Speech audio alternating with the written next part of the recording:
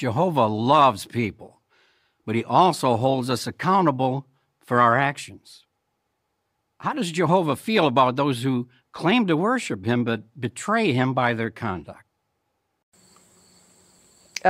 He was just a friend of the family, and he was also a member of the congregation, but she was my sister-in-law at the time. When the abuse happened, I was 15. It started when I was 15. The abuse started in the work truck. He would reach over and touch me or touch her, ask us to do things for him. And then it went from just doing things at work like that, where he would stop in at my home. And while I was there by myself, I was homeschooled, so I was home alone.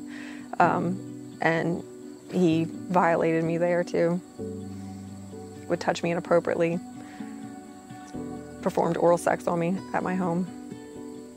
They both did it individually and simultaneously and repeatedly. I was ashamed. I felt like I had brought all of this onto my family, onto myself. I just sat there with my head down, crying. I didn't even want to be present for the announcement, but it's part of the shaming process. Even though the decision for my discipline and my abuser's discipline was all settled in the same day, my announcement was put on a different night than the other two. And I was told that was done out of love at the time, because they didn't want the congregation to assume that I had gotten into any kind of trouble with my abusers. They wanted it to seem like I had done something completely separate.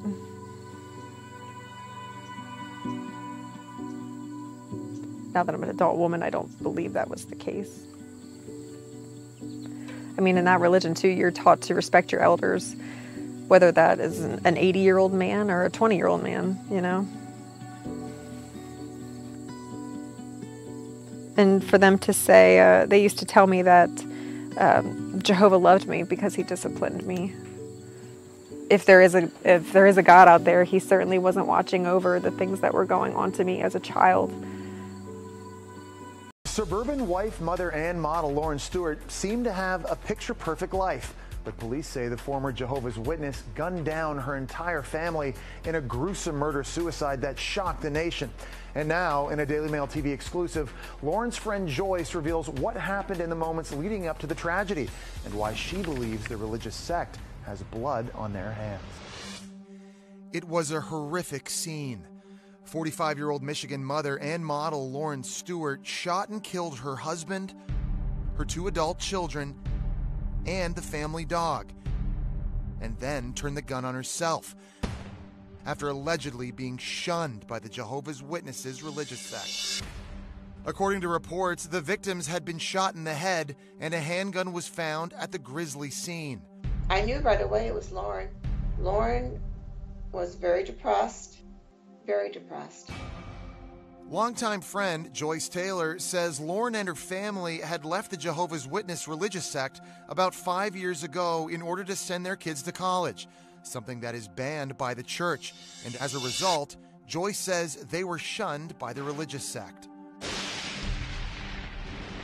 When they decided to leave, they were told they would be disassociated. The only people Lauren knew were all Jehovah's Witnesses. She was very fragile. She didn't know any other belief system.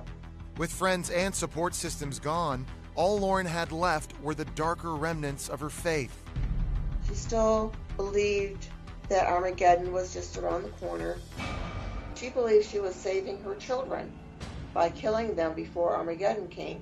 Outraged that the church's shunning and its aftermath may have driven Lauren to murdering her family, Joyce confronted members at a recent meeting. 4 people died as a result of your shunning process. You turned them away and you shunned them. For what? I wanted to let them know that all 4 of them were dead, and it was because of the shunning process that they have. When these people order our shunning, they don't understand they are doing this to somebody who's already on the edge. This is a dangerous, dangerous cult.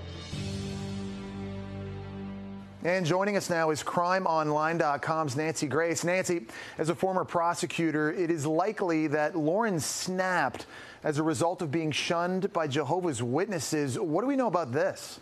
Well, of course, the snap theory is not entirely a criminal defense, but what we know about that possible motivation is that she and her entire family left the Jehovah's Witness religion allegedly because they frowned upon people going to higher education, such as college or university. And that is part of the ideology, according to reports, that when you leave the congregation, those remaining do shun you. And Nancy, there are shocking revelations shared by those closest to Lauren. Her friend Joyce said that Lauren thought she was saving her children by killing them.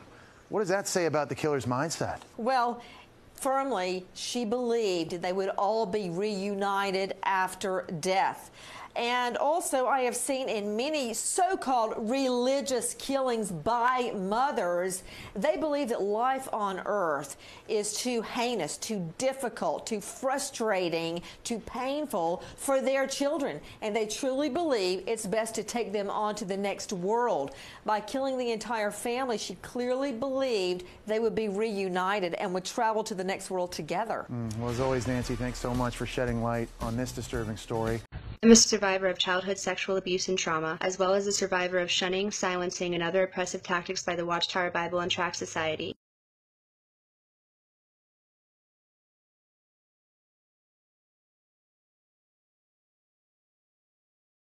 There has to be a confession or two witnesses. So we will never change our scriptural position on that subject.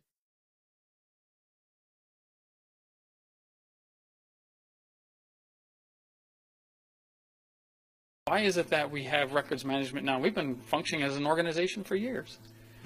Well, we know that the scene of this world is changing, and we know Satan's coming after us, and he's going to go for us legally. I am coming forward now, not only due to shocking new revelations that I may only be one of many victims of my perpetrator, but also to encourage other victims like me to raise their voices and stand up, not only to our perpetrators, but also to the oppressive policies by the Watchtower that silence us while giving them freedom. We've been functioning as an organization for years. Well, we know that the scene of this world is changing, and we know Satan's coming after us, and he's going to go for us legally. Satan is going after Watchtower legally. Explain this.